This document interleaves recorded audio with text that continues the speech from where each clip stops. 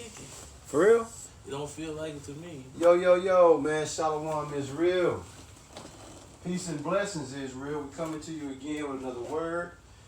Hey, first and foremost, man, we must give all praises, glory, and honor to Yahweh through his only begotten son, Yahushua, for allowing his word to come out. And I hope you sincere brothers and sisters is edified by this word.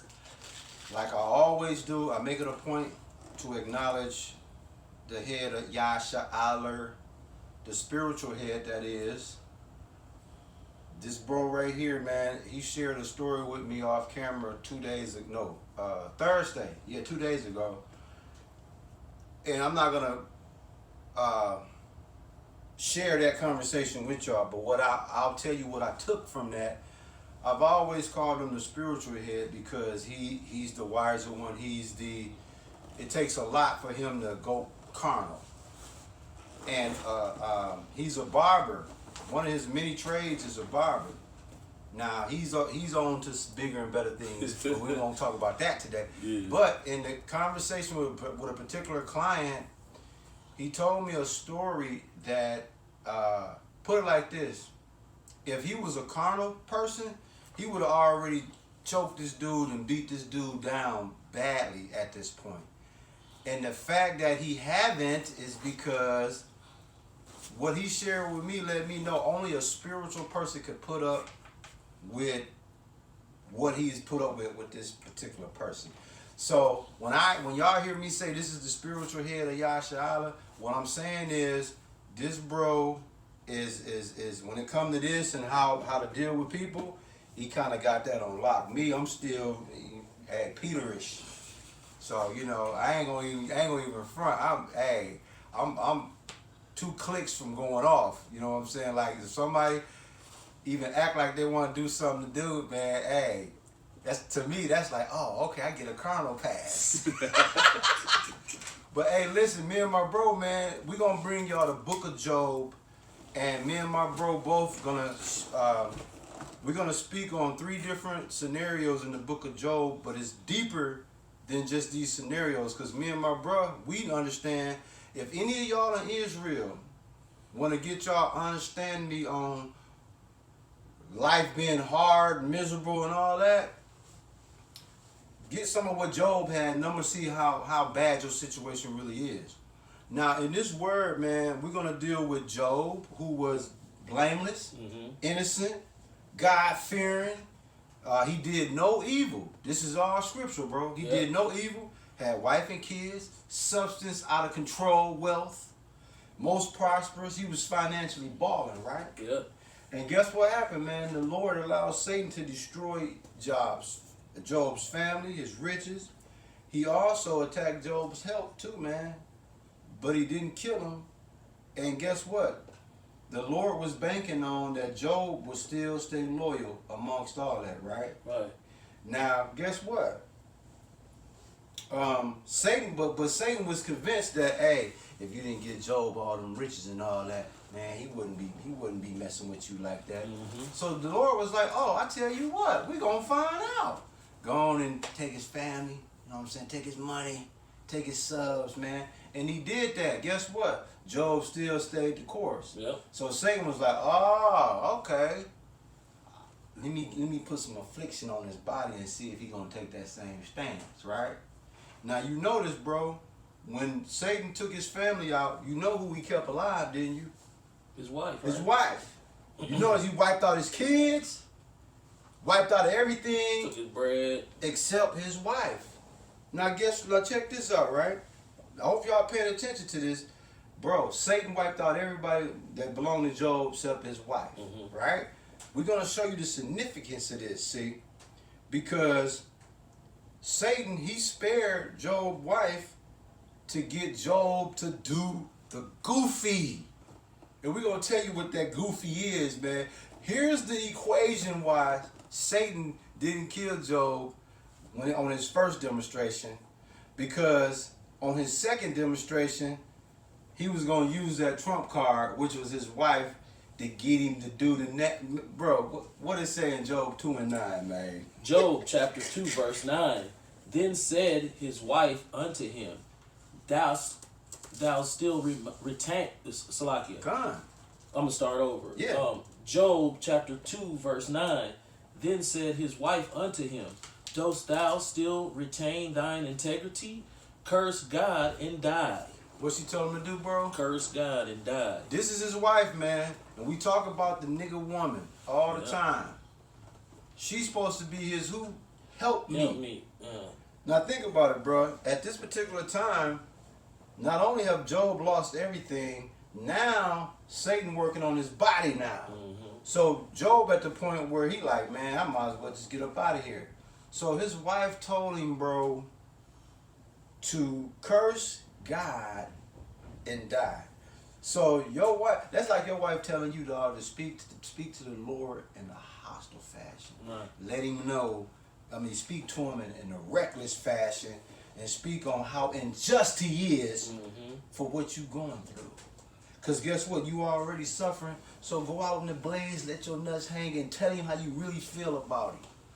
That's what the wife is telling That's you to what do. the wife is telling. And as we walk in this truth, what we try to do You gotta move your truck. Oh, okay. is we try to praise him even when we sick with a headache. Con. Even when stuff ain't going right. Con. You have to still praise the Lord, even in the bad times. Like, if something bad happens, you have to literally straight turn to him and be like, hey, I praise you. This doesn't feel like the ideal situation to me. Right. But I know whatever you do got a purpose, and I like to thank you for that purpose, even though I don't understand what's going on and I'm spooked. Well, see, y'all heard, you see how easy that was? That was straight from the hip, straight spiritual right there. What are we saying, man? No matter what we go through, it's all part of this walk. Ain't no special, we get to paint our picture a perfect way. Ain't no perfect walk in this. Me and my brother just realized how miserable it is to be in this thing. Now, the whole thing about this word, bro, is called the devil manipulates the wife to convince the husband to curse God. Now, her being a helpmate, dog, when you suffering from afflictions, boils, and all that, don't you expect your wife to help you get through man. that? Yeah. That's part of her job. She was like, nah, man, off this nigga, dog. This nigga doing this to you. This is injustice, man. Tell him how you really feel. And you already finna die anyway, so let your nuts hang. But you can't. I mean, and that was ridiculous. But she lacked faith though. That's Now, what. now look, bam. You heard what my bro just said? She lacked faith, aka she was destitute of salvation, man. And guess what, bro? A lot of wives, when they got that type of spirit, dog, they gonna send you off, man. They gonna send you on a spiritual suicide. Now, I'm gonna have you pull a precept, but before I do, in that Job 2, right? If you scroll back to Job 2, right?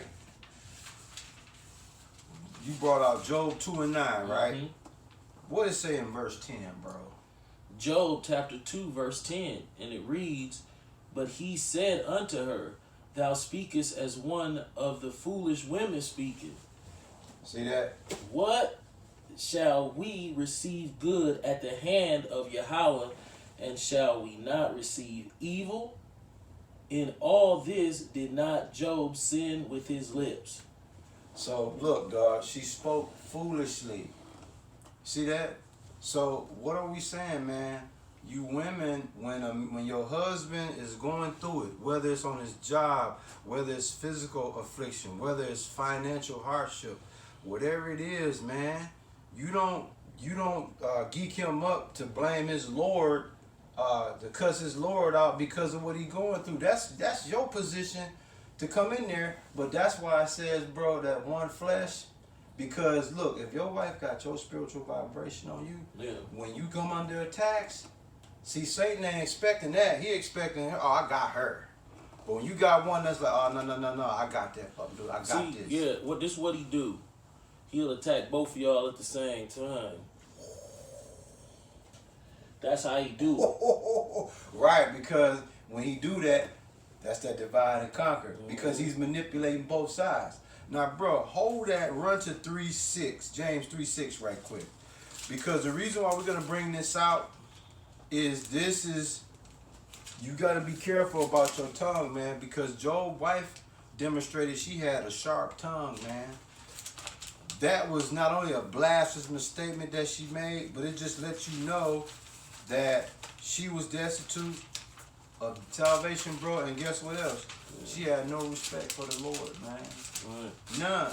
My bro pulling that James 3 and 6, and this is a precept just to show you the sharp tongue that Job's wife demonstrated at a time that she should have been trying to comfort him and keep his spirits up, man. James 3 and 6, what it say, bro? James chapter 3 verse 6, and it reads, "And the tongue is a fire and world of iniquity. So is the tongue among our members, that it defileth the whole body, and setteth on fire the course of nature, and it is set on fire of hell." Think about it, bro. So when she told her husband, hey, curse God and die.